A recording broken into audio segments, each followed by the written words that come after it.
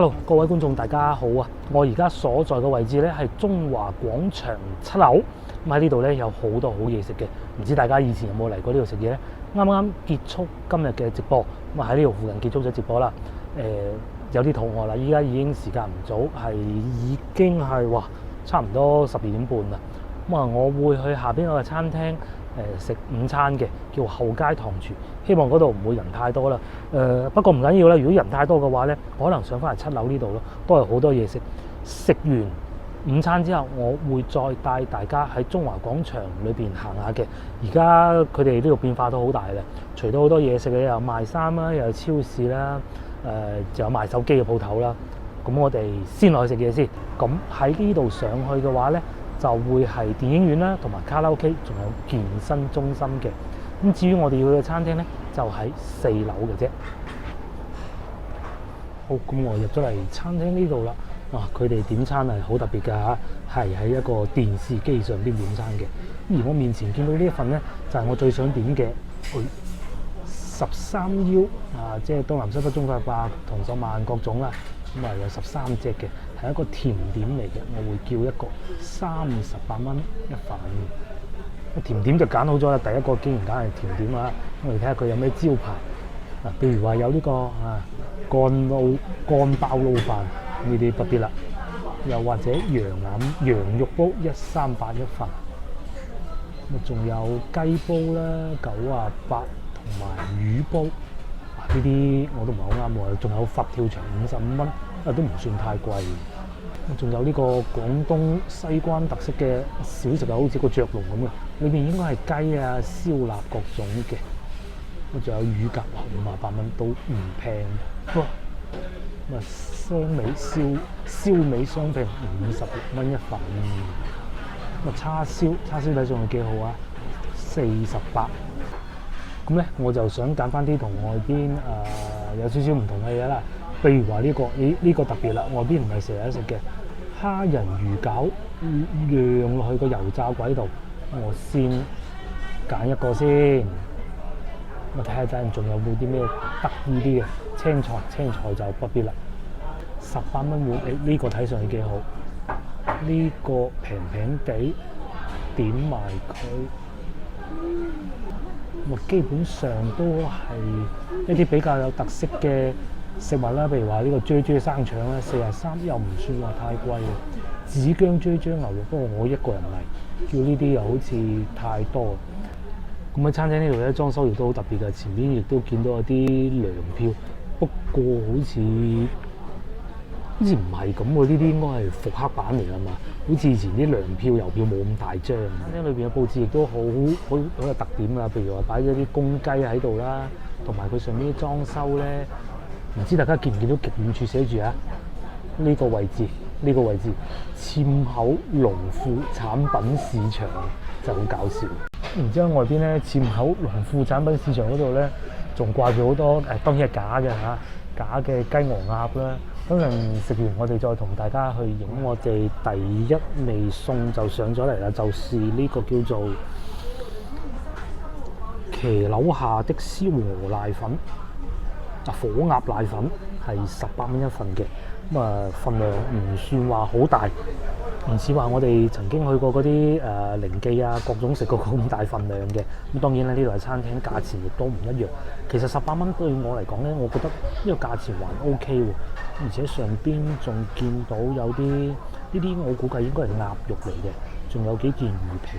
魚皮咧我就咁樣先攞出嚟外邊，因為呢浸耐咗咧係會冇咁爽脆，冇咁脆嘅就唔好食。我哋先試個瀨粉先啦。見到佢上邊確實係有少量撕開咗嘅鴨肉嘅。300，謝謝。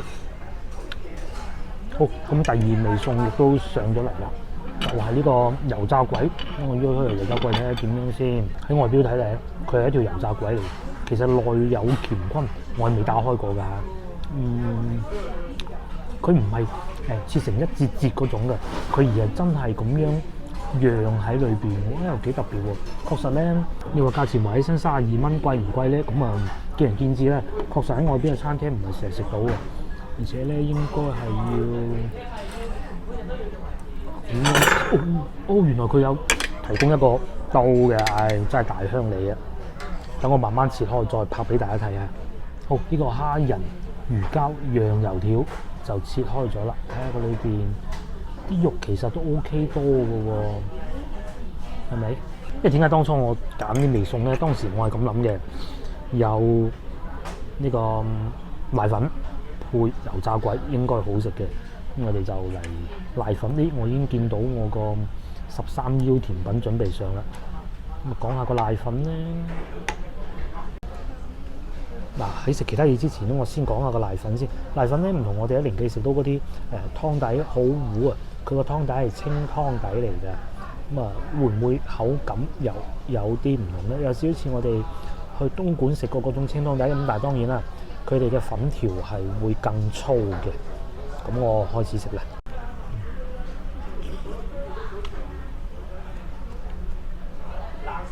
佢上邊咧擺咗一啲香葱粒啊，又同埋一啲芹菜咧，所以食落咧有啲爽口嘅感覺。但係真係唔係好似我哋喺寧記食到嗰啲。咁佢嘅粉條咧係會比我想象中軟身嘅，佢唔似話冇寧記嗰啲咁煙韌、咁軟落落，但係爽口，但係絕對唔係米粉嗰種感覺咯。好，既然佢配咗魚皮，我哋就試下整兩件魚皮落去。個魚皮咧硬嘅喎，咬唔到嘅喎，睇上去又賣相唔錯啊，但係食落口咧，嗱我再試多件，我就姑且相信啱先嗰件係因為俾我浸過啦。唔係我平時食嗰啲魚皮啦，可能應該係咁啦嚇，我兜唔到。再嚟，呢件好少少咬得開，不過唔係嗰種我哋去潮州魚蛋鋪食嗰種咧，好鬆化嗰種㗎。好，試完魚皮配瀨粉，咁我哋就試下用油炸鬼配瀨粉咧。睇上去油炸鬼裏邊全部都係嗰啲魚膠蝦滑嚟嘅喎。不如先試一嚿點醬先咧。咁喺呢個角度睇上去咧，佢個油條應該係炸得幾脆。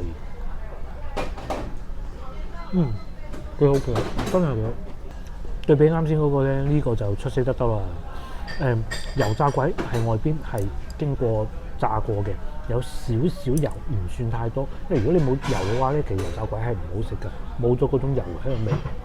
咁然之後食到中間咧，傳統油炸鬼都係軟落落㗎啦，好食嘅。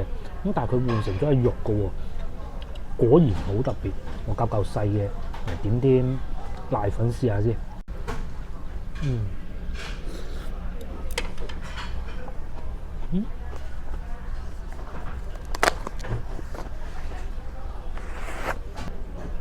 確實好特別啊！佢裏邊嘅肉咧，第二嚿啊係比第一嚿要多嘅。感覺上食上去咧，相對冇第一嚿咁脆口，不過但係都係脆口嘅。唔使我講，大家都睇見㗎啦，係咪？佢唔似我哋平時食，經常時常食開嗰啲油炸鬼會軟嘅，佢呢啲唔係軟嘅。咁譬如好似呢一塊咁啦，點咗一啲瀨粉咁樣食幾好食。係啊，爭啲唔記得同大家講。今日嘅主角嚟啦，就係呢個13腰啊！咁上邊仲有張 Ingok Recharge， 就係呢個啦。係冇背面嘅，其實呢個都食得㗎。咁我留翻最尾食。手係清潔過㗎啦，俾大家睇下。佢呢度咧係7隻麻雀嚟嘅。咁如果你係要晒大份嘅咧，係成隻嘅。咁佢呢啲咧其實係椰子糕嚟嘅，做到好似一隻麻雀咁。呢個我留翻最尾先食。我快脆食完個瀨粉再講咧，因為確實真係幾好。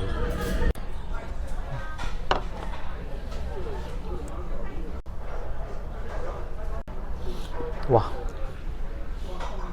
我終於食飽啦，啱啱由好肚餓變到好飽。睇嚟咧，呢個油炸鬼真係份量幾足啊！咁當然瀨粉也唔錯，但係最期待嘅就係呢個13腰啦。我都等咗佢好耐啊。其實之前有同同事嚟呢度食過嘅，仲喺中環廣場翻工嗰陣咧，都係食過呢個。大家睇下呢一張，大家睇下由於我個頻道係會喺海外播出嘅，所以必須説明呢個只係一個道具嚟嘅啫。我就先試隻冬先啦，係咪？試隻冬。我隻手亦都係清潔過，我搣開俾大家睇下先。哎呀，搣唔開喎！哇，嗱，裏邊咧係有少量嘅呢種應該係叫做紅豆糕吧，是但再講啦。咁呢副麻雀外皮咧係椰子味嘅，一種好清香嘅椰子味喎。咁裏邊就係紅豆糕，食落去咧其實 size 真係唔算太大，比我哋平時真係打鼓麻雀咧，起碼細咗1/3都有嘅。咁但係食落去感覺係好清新，佢嚟到係凍嘅。咁啱啱食完咁油膩嘅嘢咧，食翻副麻雀唔係食翻個甜品咧，都幾過癮嘅。之前有同事話咧，佢帶我嚟呢度食嘅，佢話咧呢副麻雀一人可以食一副啊，咁13腰梗係要成副食嘅啦。可惜今日我淨係點咗半份。咁另外咧，麻雀後邊呢度綠色呢部分咧，我仲未試得出係咩味道啊，可能大菜糕個行斷估。試下隻藍先。好，我哋又嚟試下呢張美鈔嚇。只有一邊嘅美鈔。咁啊，佢係食得嘅，所有顏料咧都係可以食用嘅。咁我喺呢邊搣開啦，係咪？哇，真係好啊！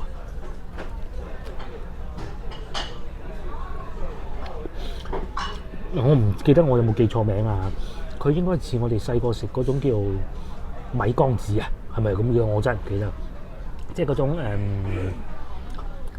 喺粒糖外邊咧，咪會有張紙包住嘅。嗰種可以食用嘅，佢係用嚟隔住嗰啲水，令到粒糖唔好同張糖紙黐埋嘅。佢有少少似嗰種感覺。不過咧，其實第一下等落口咧，係會有2到3秒猶豫，究竟會唔會呢張真係一張紙嚟嘅？但係2-3秒過咗之後咧，係冇呢種感覺，因為佢掂到你口裏邊嗰啲唾液之後咧，佢就已經溶開咗㗎啦。都幾過癮嘅。噱頭係 OK 嘅，噱頭 OK 嘅。當然價錢你話算唔算貴咧？38蚊一份，氹下細路仔亦都可以嘅。咁我就繼續食啦。哇，細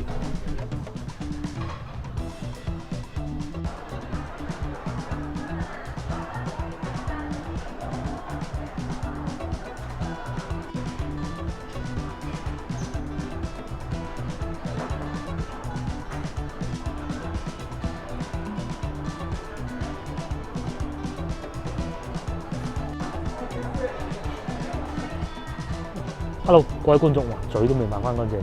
Hello， 各位觀眾，我食飽啦。大家睇上覺得點咧？一個好有噱頭嘅餐廳，值得再嚟嘅。不過咧，就最好同埋啲朋友過嚟，同事啊嗰啲咧影下相啊，各種都得。同老婆咧呢啲唔好啊，佢又話哇咁貴唔抵啊，各種係咪？咁啊，同老婆去食要大盤雞啊，又或者係炒牛河嗰啲啊。不過佢哋都有炒牛河嘅。咁啊，最終埋單係95蚊。嗰個甜品係唔錯嘅，我就係衝住佢嚟啫嘛。味道好，亦都好有噱頭嘅。咁啊，至於個瀨粉咧，最差就係嗰個炸魚皮，哇，咬唔到嘅。咁同埋鹹咗少少咯嚇，其他都還可以啦。油炸鬼嚟講咧，我覺得油膩咗啲，因為其實大家都知道，我啱做完直播，其實真係好肚餓㗎。食完之後就飽咗啦，而家都仲有少少油膩。咁如果一個人嚟到嘅話咧，淨係食個油炸鬼，我諗會飽咗噶啦嚇。好，咁啊，我就食飽啦，我就帶大家行下中華廣場呢度。咁啊，我哋會喺7樓去食街啦，6樓亦都係食嘢地方。咁至於5樓咧，係賣女裝，女裝我就唔涉獵啦，因為我都唔識。我相信大家都唔中意睇我拍下啲女裝有咩牌子㗎。咁我哋就會行7樓、6樓、5樓唔睇。4樓賣手機，再往下行嘅。好，咁我哋出發。大家以前有冇嚟過呢度食街咧？啱先我睇過啦，同以前完全唔同噶啦。有幾間餐廳仲喺度嘅，譬如話綠茵閣啊，又或者係真功夫都仲喺度嘅。帶大家睇下啊，仲有大家樂嘅。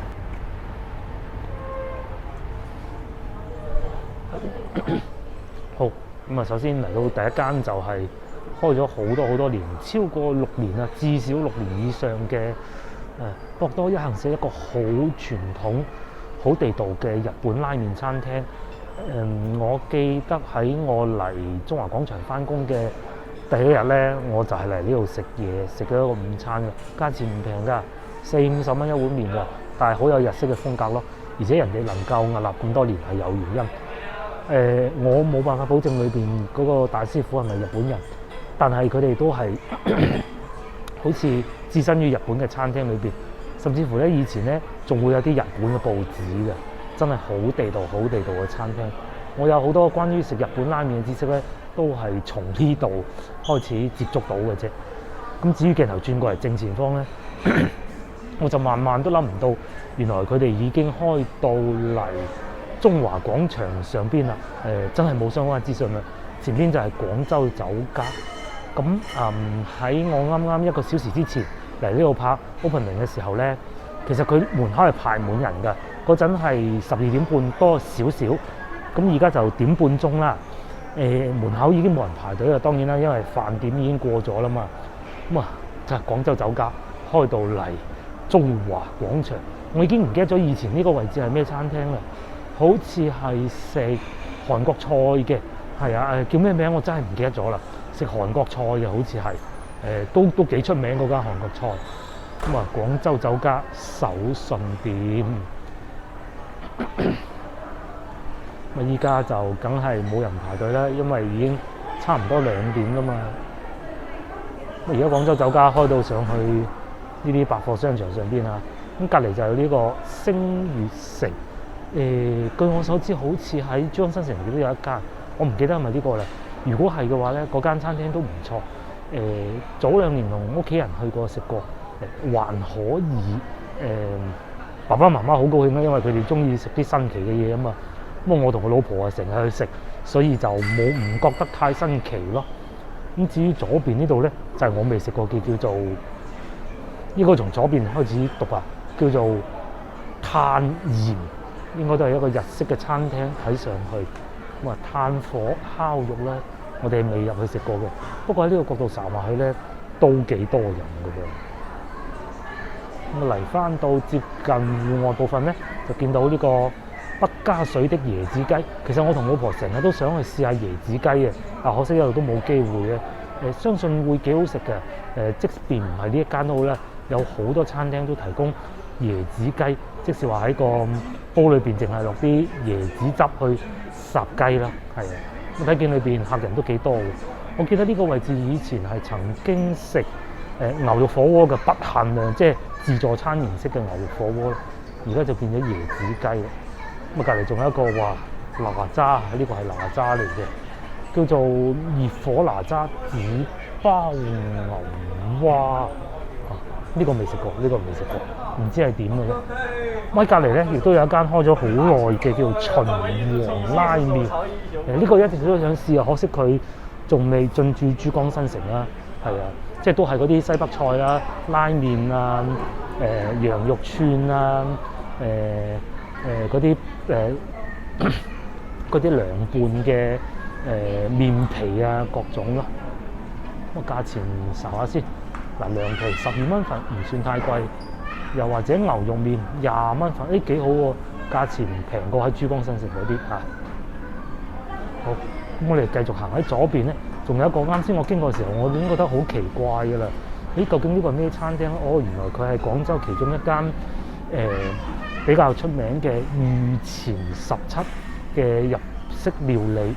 咁咧係我朋友係佢老細嚟嘅，係啊。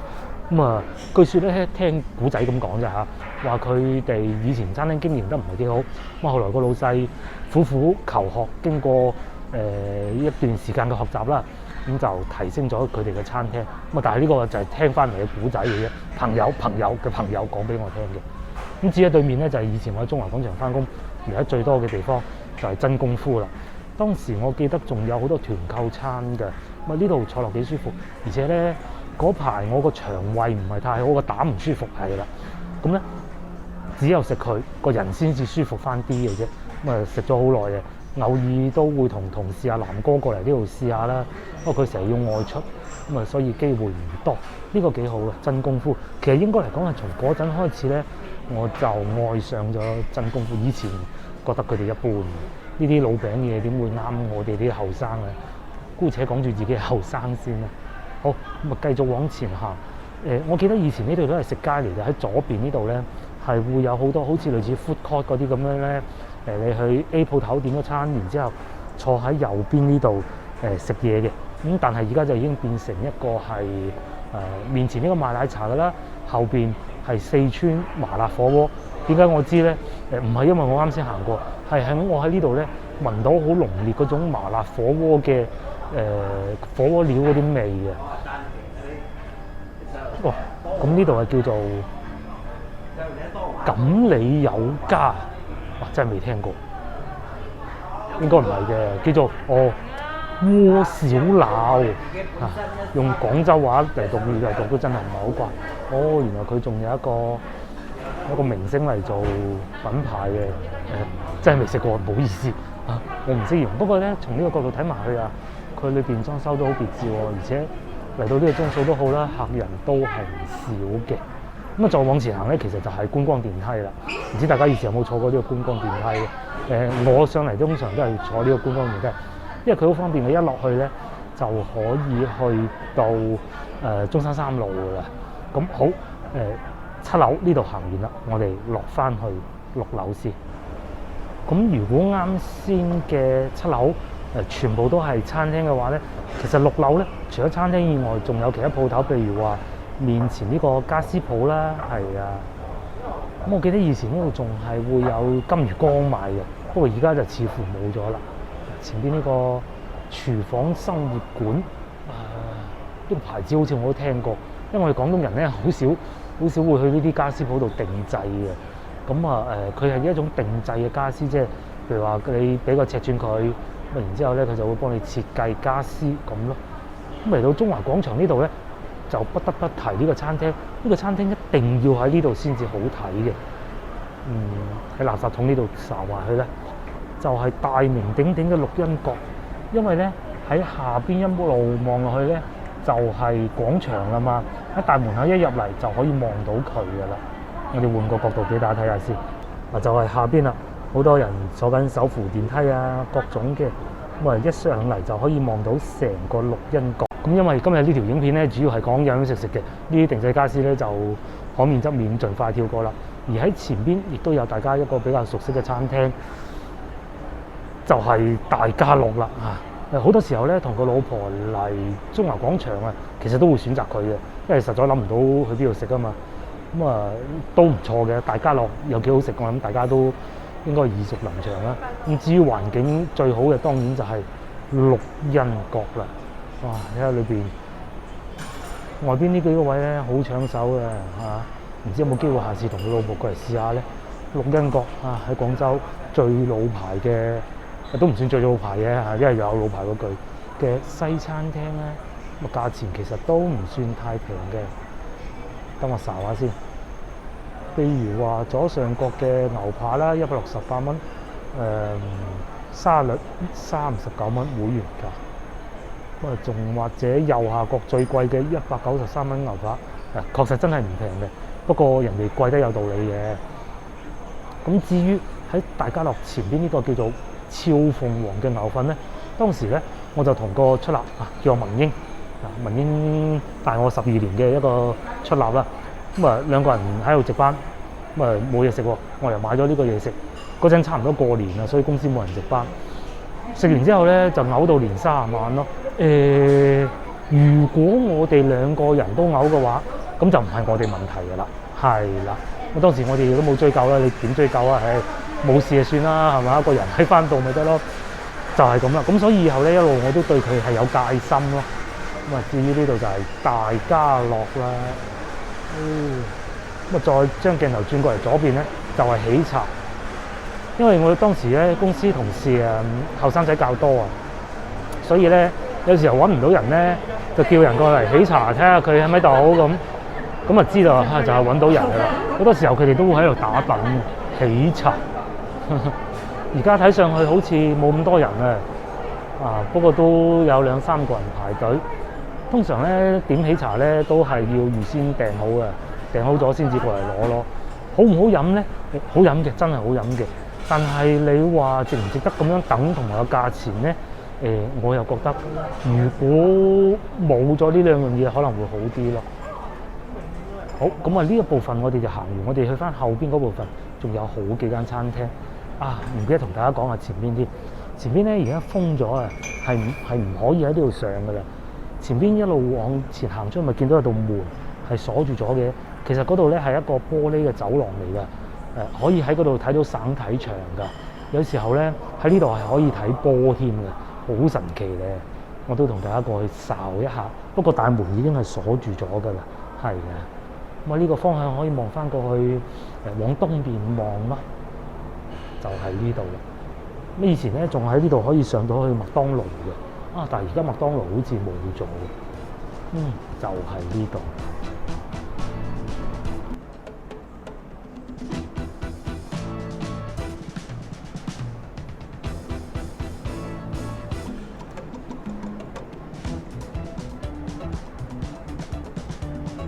好，咁我哋就繼續喺度行翻過去，喺大家樂嘅左邊行過去，隔離有一間日本餐廳都幾好食嘅。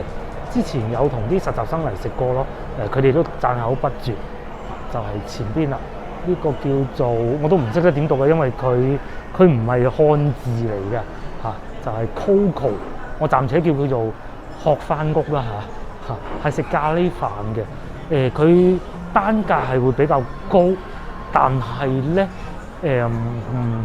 份量係好大嘅，好大嘅嚇。如果同個女同事上嚟食咁啊，譬如3個人咁樣，同樣實習生上嚟食，其實3個人點2份飯已經夠嘅，係啊，一人點1份飯咧，嗰個女仔咧佢食唔晒嘅，冇錯啦。咁而喺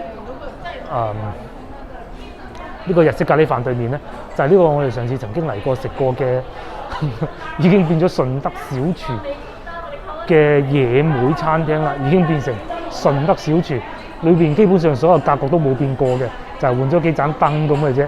如果大家想重溫嗰條片嘅咧，可以而家點擊屏幕右上角個 I 字啦。咁喺佢隔離仲有味千拉麵。自從10數年前嗰個事情發生過之後咧，我都冇再幫襯過佢哋啦。係啊，真係唔夠膽啦！唉，真係其實未有嗰件事情之前咧，我覺得佢哋啲嘢食都幾好嘅，味千拉麵。但係據我所知，好似唔係日本嘅公司嚟嘅喎。好，咁啊至於前邊咧就係半哥兩。半哥兩係食咩嘅咧？係食蟹、螃蟹同埋嗰啲雞腳嘅煲啊！真係難諗啊！以前同老婆成日過嚟食㗎，我哋好中意食嗰啲蟹，因為夠份量夠啊嘛。咁但係食過一次之後咧，我同我老婆又係唔舒服啦，嘔啊，又係嘔。咁都係嗰句啦，即係唔知點解呢度咁多餐廳食到我嘔啊！自從嗰次之後就冇再嚟過啦。同樣就係呢一間。以前嘅咧，我哋嚟中華廣場諗唔到食咩咧，就會考慮呢間。不過自從嗰次之後冇再食過。味道方面唔算帶標青，但係就係咯，份量唔係好足咯。咁至於你話佢啲嘢食有冇問題咧？咁當然嗰日我哋唔係淨係食咗佢嘅，或者會食咗其他嘢咧，係咪？好，咁我哋就繼續往前行。前邊仲有一間客家菜，我記得呢間餐廳咧，我唔記得係咪呢個位置啦。樓上仲有一間又係客家菜嘅，都幾出名㗎。當時公司有個女仔咧，就係五華人士啊，五華人，但係佢媽媽係做餐飲業喺廣州非常出名嘅，唔係非常有錢嘅，賺咗好多錢嘅。咁然之後咧就佢就介紹我哋嚟呢度食，係啦。咁啊當時試過都，因為我哋唔識咧，幾個主管啊，成日佢都梗係話：哎呀好食啊好食啊咁。其實咧就點講咧？唔難食啦，只能咁講，但係個價錢會稍貴咯。譬如話都係食嗰啲客家豆腐啊，嗰啲各種嘅嘢都唔平嘅。好，咁啊7樓6樓嘅餐廳基本上行過啦。我哋會直接跳翻過去4樓嘅。咁4樓最主要咧就係啱先我哋食過嘅一個餐廳啦，同埋賣手提電話嘅地方。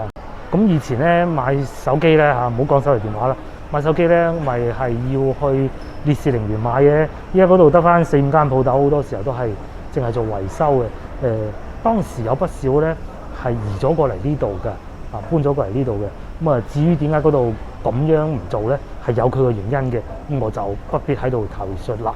知道嘅就知道啦，係有一啲好客觀嘅原因嘅。咁好，咁我哋就落去睇下先。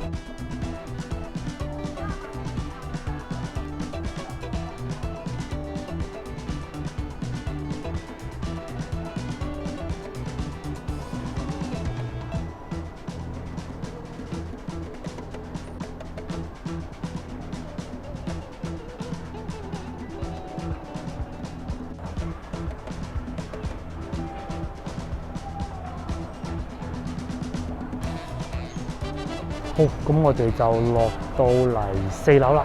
咁你先睇下手提電話先。各大牌子都喺度開咗鋪頭噶啦。譬如話正前方嘅蘋果啦，係啊 iPhone 13一貫蘋果嘅風格啦。咁至於隔離就係國產一個好出名嘅牌子，大家應該都耳熟能詳。兩間鋪頭咧睇上去裝修風格極為相似嘅，係咪？咁啊，至於右邊就係我哋廣東一個好出名嘅牌子啦嚇。有啲人會笑佢嘅叫步步高，係啊。咁啊，大家可能唔係好清楚啦。佢前身就係步步高嚟嘅，係啊。咁另外同埋佢同一個廠牌仲有 OPPO， 其實我自己兩個牌子幾中意。尤其啱先個 VIVO 咧，今年出咗一款新嘅相機，係可以代替我而家揸緊呢個穩定器，係超勁嘅嗰個增穩程度。價錢真係好貴，同埋我唔係好中意用手機拍攝咯，所以先冇買。但係真係超穩，你係跑住步都覺得佢好穩定嘅，哇！好勁嗰啲技術。咁啊，至於前邊咧就係我哋剛才嚟過嘅後街糖廚啦。咁啊，嚟到呢個鐘數已經差唔多2點，就梗係冇乜食客噶啦。啱先咧我離開嘅時候咧，都係只有1、2台人嘅啫。咁啊，再往右轉就係山頂沙河粉呢個牌子啦，係爭啲讀錯。咁啊，唔係沙河粉村啊。不過咧嗱，大家睇上去呢個鐘數啊，都係嗰句差唔多2點。我行咗咁多個餐廳咧，呢度上座率係最高，係咪？咁會唔會佢呢度價錢比較實惠咧？咁啊，因為我未食過，我就真係唔知。因為我哋去前邊睇下餐牌啊，就係呢度啦。唔知有冇機會下次同個老婆過嚟試下咧？呢度仲寫住係山頂燒鵝，現燒才好吃。咁難道佢哋喺裏邊燒嘅？哇！咁就真係不得而知啦。好，再俾個 Y shot 大家睇下先，幾多人？咁好，隔離就係食田雞嘅地方，蛙小盒鐵鍋牛蛙價錢都唔平啊！肥腸蛙139一鍋，又或者紫蘇葉蛙，我仲冇寫幾錢添，100零蚊都幾貴嘅。咁隔離仲有呢個我自己都比較喜歡，但係價錢亦都係唔平嘅大龍鹽啦，係啊，大龍鹽，但係真係好辣㗎咯呢一間。如果食唔慣嘅咧，真係唔好試咯。呢一個大龍鹽，咁但係就辣嘅話咧，就講明夠正宗啦嚇。一路再行隔離，仲有一個香蘭印尼，呢間我就未食過啦。喺呢度睄埋佢啲裝修都幾別緻嘅喎，係咪？嗱，仲有下午茶套餐，譬如話炒飯21蚊雞扒25蚊，價錢都唔會太貴喎。咁除咗啱先嗰啲咁出名嘅連鎖餐廳之外，就梗係點唔少得探魚咧。不過探魚人就少啲。其實我覺得呢2年探魚咧冇之前咁風光嘅，係啊，可能疫情啩。因為探魚始終價格係較貴。我同老婆都嚟呢個餐廳食過嘅，做咗好多年㗎啦，即係喺呢度喺呢個位置咧，起碼都5、6年都有㗎啦。嚟食過一次，老婆就唔中意，因為始終可能我哋廣東人咧係中意食翻啲新鮮魚較多嘅。好，咁啊4樓餐飲呢部分咧，基本上就係剛才嗰啲嚟㗎啦。我前邊仲會有幾間賣手提電話㗎啦，前邊亦都係剛才講過華為嘅另外一個店啦，呢個主要係賣佢哋啲家電啊，小家電為主嘅。不過咧，如果對於小家電嚟講，國內牌子我都係中意小米多啲咯。話就咩都有嘅，係咪？咁啊，華為佢哋有錢梗係想分杯羹啦，但係似乎好似同小米比起身咧有點兒遜色。但係咧，我好中意佢哋前邊嘅呢個音箱啊，佢哋只要擺喺度啊，就可以連成一個雙聲道嘅音箱嚟嘅，不過就稍微大咗啲咯。係啊，至於右邊就係韓國牌子嘅手提電話啦。咁而家啲手提電話咧都好中意出嗰種摺疊屏嘅，咁啊佢哋唔知算唔算上係第一家啦嚇，但係個價錢好驚人啦。咁啊仲係農曆新年期間，所以仲擺住一啲裝飾啦。咁喺呢邊亦都少唔到有另外一個東莞嘅牌子，唔係東莞啊，應該係惠州嘅呢個牌子。一路往前行就梗係唔少得有呢個買咗個3個字嘅牌子啦。但係而家呢幾年咧，好似佢哋樣樣都唔掂。平板都係 notebook 好啲啦，係啦。至於其他嗰啲咧，同國內牌子比，樣樣都好似爭啲咁咯。做平板嘅也好，做各種都好啦，樣樣都好似爭啲。咁隔離仲有呢個世界上最出名嘅電腦牌子。通常咧，我哋國內咧會笑稱佢叫甜牌嘅。佢嗰個 logo 係咪好似一個甜字咁啊 ？Microsoft， 我好中意佢哋 Surface 系列嘅，我自己都會有一部 Surface Go 2咯。不過性能就真係差啲啦，但係便攜性能非常之好。Surface Go 2。好，咁我哋繼續往前行，前邊就係騰訊視頻好時光。大家慢慢諗唔到呢度係做乜嘢？其實佢係賣遊戲機嘅，係啊，佢係賣Switch 嘅遊戲機啊，係啊，佢哋係國內官方嘅代理嚟㗎，係啊。咁啊，市面上賣嗰啲遊戲機咧，好多都又唔係水貨啦，係咪？咁啊，佢哋係官方嘅，佢哋正版嘅遊戲啦、遊戲機啦，都係俾佢哋代理咗，真係有錢真係好啊！我隔離亦都有我國內其中一個最喜歡嘅品牌就係小米啦。嗰啲手提電話啊，總之平嘅小家電咧，都係選擇佢嘅。咁啊，至於高端嘅咧，就未必會選擇佢啲電動蘇跑啊，屋企嗰啲電插座啊，都好好用，好智能，可以喺手提電話上邊咧控制晒佢嘅所有嘢咯。咁但係至於高端嘅咧，好似又爭啲啦。OK， 咁啊繼續行，仲有華為，又係華為，另外一個牌子旗下子品牌榮耀，冇錯，榮耀。古仔太多，不在此多説了。係好，咁啊，我哋4樓差唔多行完，我哋會落翻去下邊嘅話係賣衫嘅。咁啊，賣衫呢部分我哋就不宜涉獵啦。我哋直接去翻2樓睇下，唔知嗰個瑞典牌子賣衫嘅仲喺唔喺度咧？落去睇咗先。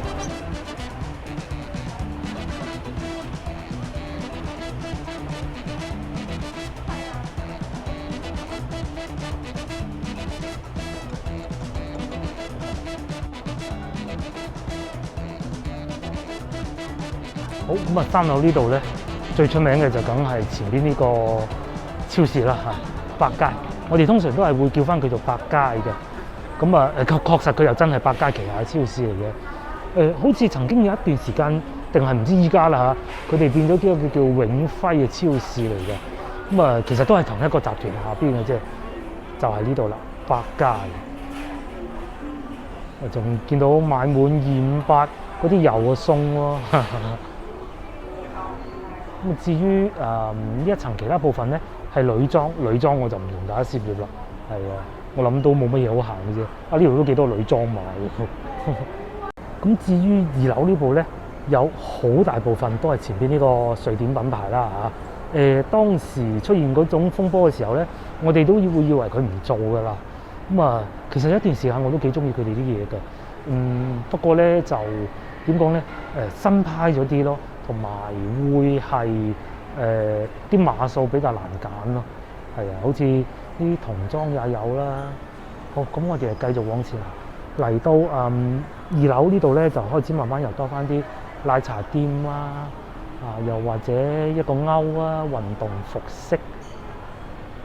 奶茶店咧，仲有我個女經常會喺呢度嚟到中華廣場就會挑選嘅奈雪之茶啦，同埋前邊一個好出名嘅呢個牌子應該係法國㗎吧，我唔知有冇搞錯啊！有搞錯嘅觀眾請告訴我。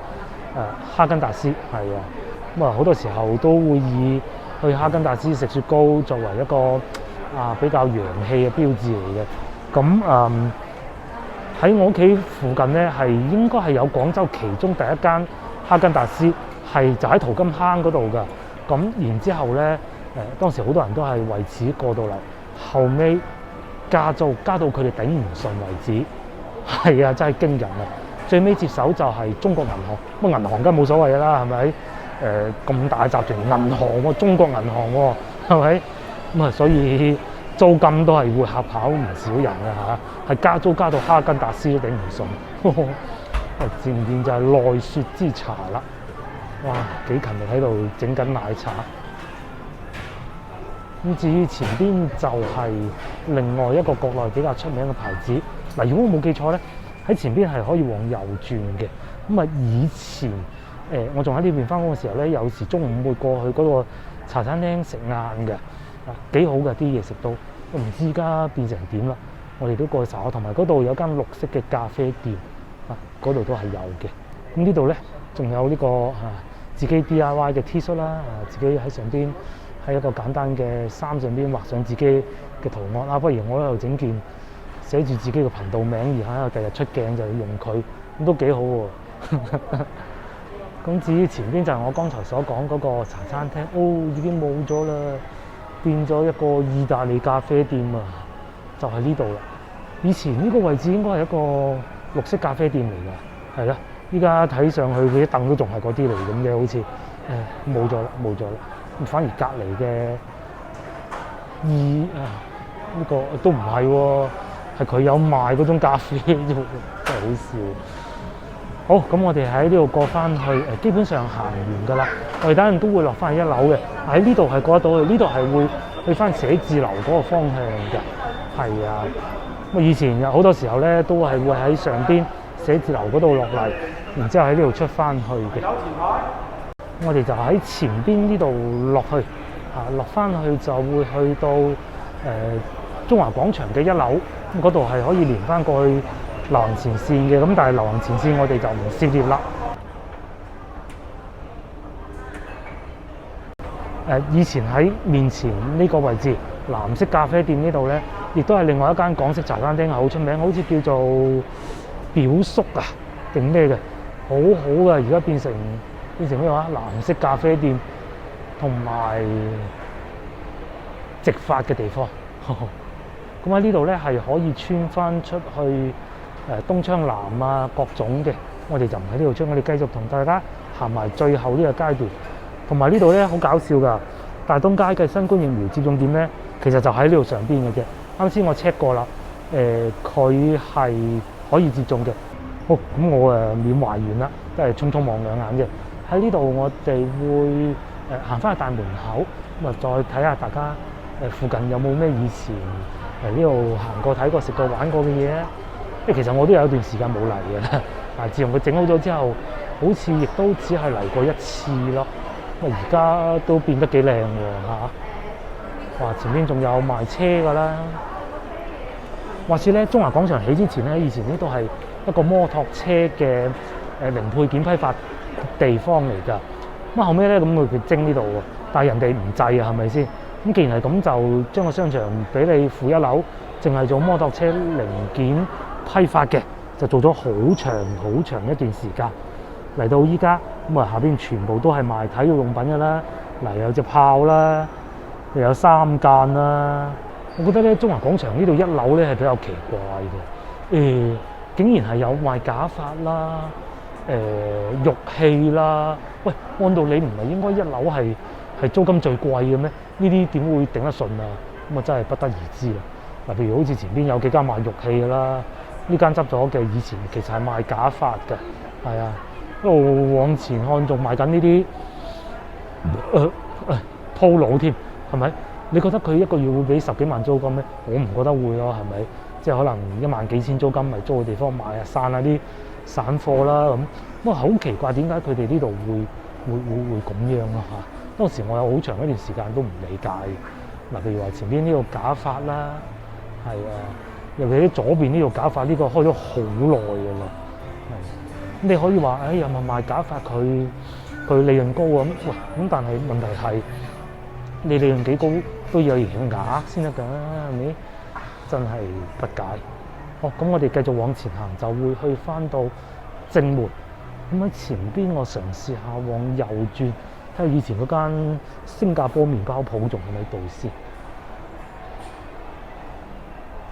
嗱，呢度又見到一間賣假髮㗎啦。哦，新加坡麵包鋪仲喺度嘅，只不過裝修中。係，以前有時候經過咧，都會係嚟呢度買個包頂住肚先嘅。係啊，仲有個臨時售賣點。咁隔離咧就係呢個賣銀幣啊、紀念幣啊最出名嘅地方啦。啊，佢哋仲有冰墩墩賣添。其實咧我學過嗰個字咧，粵語唔應該冰墩墩嘅，叫冰墩墩啊，真係奇怪。廣天藏品，哇！可以請得咁多人，就知道其實真係賺大錢啦。點解會咁多資金可以購買咁多翻嚟賣嘅咧？我真係唔係好明。咁啊好啦，差唔多到門口，亦都見到有呢個奶茶鋪，呢個幾好嘅，係啊。唔算太抵，不過裏邊啲嘢就唔似飲得壞人嗰種咯，係啊。咁啊係一啲攞亞洲汽水啊嚟沖嘅檸檬茶，真係識揾錢，賣10幾蚊杯。咁就我哋正前方出翻去就係中山3路。咁啊出去之前，我哋再同大家睇埋東側嘅一部分。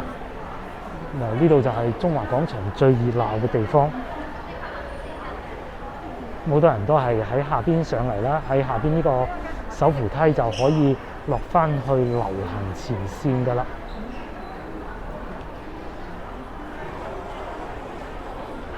嚟到呢度見到有賣零食鋪頭啦，同埋呢個眼鏡鋪，眼鏡鋪利潤真係高啊！